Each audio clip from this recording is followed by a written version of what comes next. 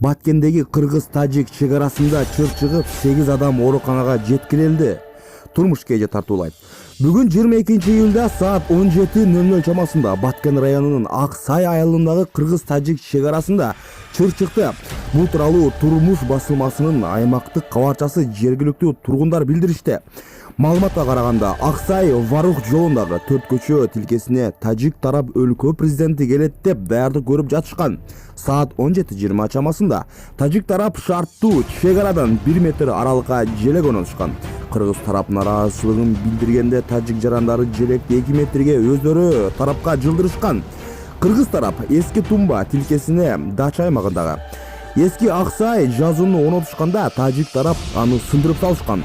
Бул окуялардын натыйжасында саат 17:50 чамасында эки тарап уруша кетип, бири-бирине таш ыргытып башташкан. Жаңжал болжол менен кыргыз тарапка 40ка жакын киши, тажик тараптан 50ге жакын киши адам катышууда. Алдын ала маалыматтарга караганда, аталган окуядан кийин Баткен облустук ооруканасына 8 адам жеткирилди. Алардын ичинен 3-өө айылдыктар болсо, калгандары милициянын чек ара кызматтын өкүлдөрү. Турмуш KG.